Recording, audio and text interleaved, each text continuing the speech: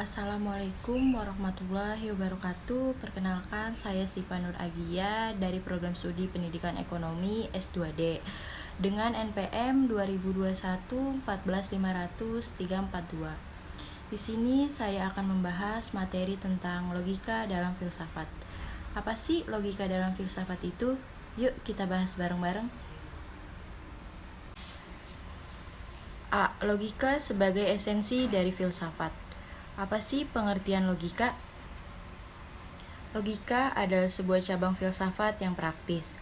Praktis di sini berarti logika dapat dipraktikkan dalam kehidupan sehari-hari. Logika lahir bersama-sama dengan lahirnya filsafat di Yunani. Dalam usaha menaruh pikiran-pikirannya serta pendapat-pendapatnya, filsuf-filsuf Yunani kuno tidak jarang mencoba membantah pikiran yang lain dengan menunjukkan kesesatan penalarannya. Logika digunakan untuk melakukan pembuktian. Logika mengatakan yang bentuk inferensi, yang berlaku, dan yang tidak. Secara tradisional, logika dipelajari sebagai cabang filosofi, tetapi juga bisa dianggap sebagai cabang matematika. Logika tidak bisa dihindarkan dalam proses hidup mencari kebenaran. B. Manfaat logika dalam pengembangan ilmu. Yang pertama, logika menyatakan, menjelaskan, dan mempergunakan prinsip-prinsip abstrak yang dapat dipakai dalam semua lapangan ilmu pengetahuan atau bahkan kehidupan. Yang kedua, logika menambah daya berpikir abstrak dan dengan demikian melatih dan mengembangkan daya pemikiran dan menimbulkan disiplin intelektual. Yang ketiga, logika mencegah kita tersesat oleh segala sesuatu yang kita peroleh berdasarkan otoritas, emosi, dan prasangka. Yang keempat, logika membantu kita berpikir sendiri dan tahu membedakan yang benar dari yang palsu. Yang kelima, logika membantu orang berpikir lurus, tepat, dan teratur. C. Macam-macam logika. Yang pertama ada logika alamiah, yaitu kinerja akal budi manusia yang berpikir secara tepat dan lurus sebelum dipengaruhi oleh keinginan dan kecenderungan subjektif. Yang kedua ada logika kodratiah, ada pada setiap manusia karena kodratnya sebagai makhluk rasional dengan akal budi manusia dapat bekerja menurut hukum logika secara spontan. Yang ketiga ada logika ilmiah, yaitu ilmu praktis normatif yang mempelajari hukum-hukum, prinsip, dan bentuk-bentuk pikiran manusia yang jika dipatuhi akan membimbing kita mencapai simpulan yang lurus atau sah. Logika ilmiah adalah penyempurnaan atas logika kodratiah. D. Bernalar. Apa sih bernalar itu? Bernalar, suatu proses berpikir yang menyangkut cara menarik simpulan sebagai suatu pengetahuan menurut suatu alur atau kerangka yang berpikir tertentu.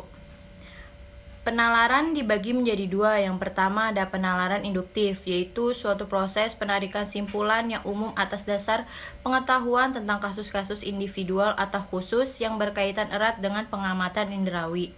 Yang kedua ada penalaran deduktif, yaitu penalaran simpulan bertitik tolak dari pernyataan-pernyataan yang bersifat umum kepada simpulan yang bersifat khusus untuk menggunakan pola pikir silogisme. Yang terakhir ada proposisi, logika, dan objektif. Yang pertama proposisi.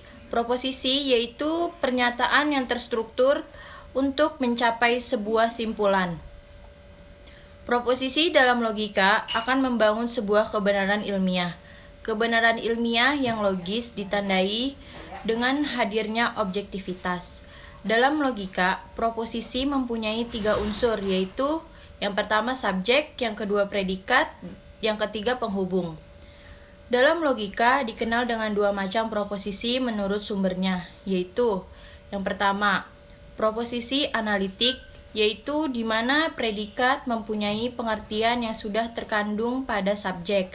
Contohnya, panda adalah hewan. Yang kedua, proposisi sintetik, yaitu proposisi predikat mempunyai pengertian yang bukan menjadi keharusan bagi subjeknya. Contohnya, salak itu asam, kopi itu pahit. Objektivitas.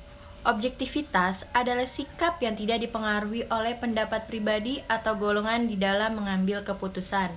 Ciri objektivitas yaitu ilmu menunjukkan pada keharusan untuk bersifat objektif dalam merangkai suatu kebenaran ilmiah tanpa melibatkan unsur emosi dan kesukaan atau kepentingan pribadi. Contoh objektivitas yaitu keberhasilan ilmu pengetahuan alam membuat banyak orang memandangnya sebagai model ideal ilmu. Itulah tadi materi yang saya sampaikan, kurang lebihnya mohon maaf. Wassalamualaikum warahmatullahi wabarakatuh. Terima kasih.